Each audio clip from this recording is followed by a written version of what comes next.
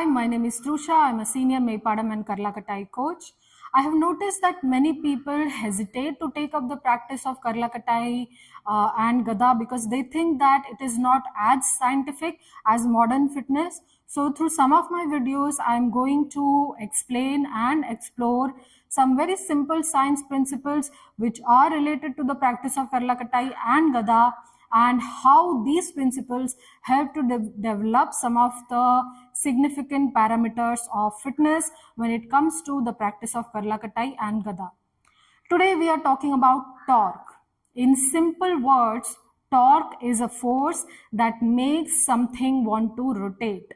Again, torque is a force that makes something want to rotate. Let's take an example of this Gada. Now I am holding this 7 kilo Gada, or rather I am trying to keep this 7 kilo Gada steady because it's constantly wanting to fall in front, back, right or left, and this is because of torque. Now the handle or the arm of Gada is considered as lever, and as the length of the lever increases, the torque increases.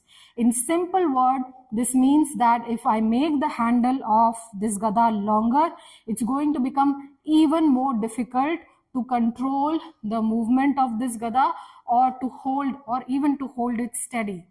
So every time you practice Karlakatai or Gada, you have to make sure that you are capable of generating enough force to be able to control the movement or the swing of Karlakatai and Gada. Let's explore how this principle helps to develop some significant parameters of fitness through a simple example of farmer's walk with Gada. Here you can see how the whole body comes into action to generate enough force to counter the torque generated by Gada. You have to maintain pelvic tilt and brace your core to engage your abdominal muscles so your lower back is protected. Otherwise, you will start to feel pain in your lower back.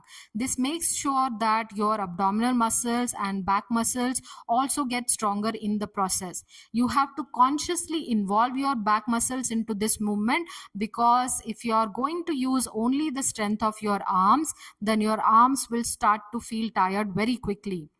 As you can see, since we are holding the Gada only in one hand, this suddenly increases the weight on one side of the body. This challenges the function of stability, and the whole skeletal structure of the body comes into action to bring this stability.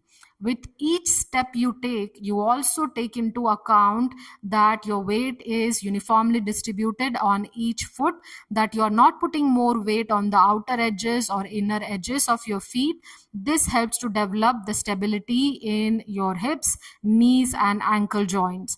And imagine the amount of work that your brain has to do to make sure that all these functions are carried out at the same time. So this is not just an exercise for your arms or your back or your core. This is an exercise for your whole body. I hope you found this video useful, and see you in the next video.